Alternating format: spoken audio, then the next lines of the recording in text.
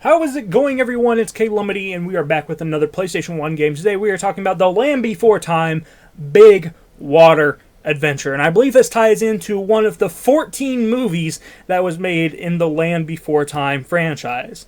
Yes, there are literally 14 movies. I own them all, and eventually I will talk about them on the channel.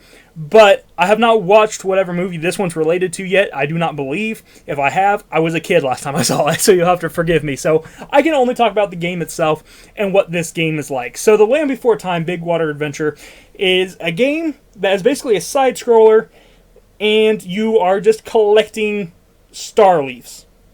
And that's pretty much the entire game. There's not really any danger on any of the levels. The only danger that's on the levels is falling off a cliff. There's no enemies or anything like that. You are just running around these levels, and you are collecting star leaves. And as you collect star leaves, you basically have to collect 30 per level. And as you collect them, you will unlock puzzles that you can do as a side mini game. Yay! If you want to do puzzles, I guess.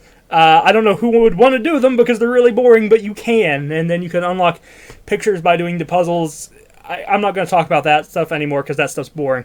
But the actual gameplay itself, it's not bad. It's not super exciting or anything, but it's basically what you would expect from a modern-day kids game. It's basically like if you played one of the new Paw Patrol games on the Xbox. It's just a collect-a-thon style game.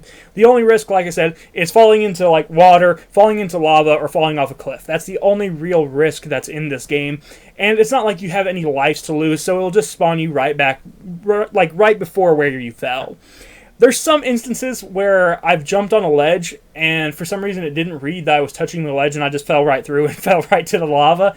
And that can be annoying, but overall, it's not a huge deal because it doesn't really punish you for, falling off.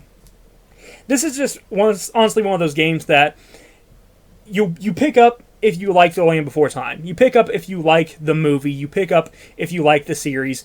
You pick up if you just want something relaxing, maybe. Because this is a relaxing game, I will say that. It was nice to sit back, play it for 4 hours, play it through, and beat it. You get 4 different characters you can play as, and you actually do have to play as all the characters to unlock the end mini-game. And each character goes through all of the same levels. So you do have to play through every single level 4 times.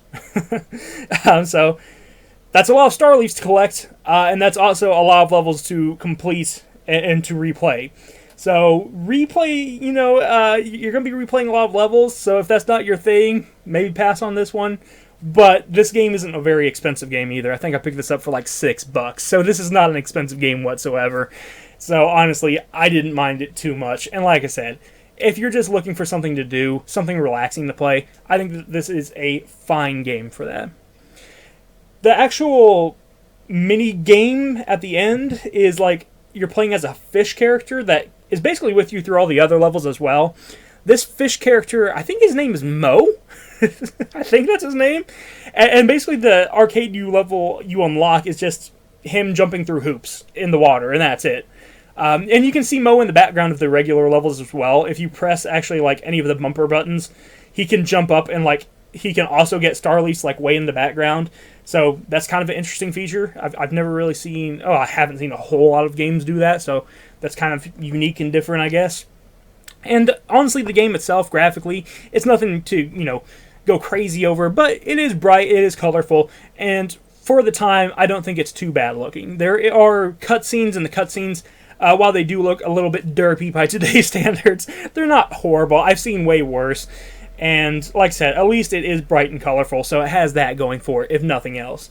Performance-wise, it's a platformer. It performs fine. There's no real danger or anything, so it's not like it has a whole lot of, stuff to really stretch the PlayStation's power with, This isn't a graphically intense game, but still, it runs fine, it plays fine, and I don't think that this is a game that I can probably recommend to most people, I will say.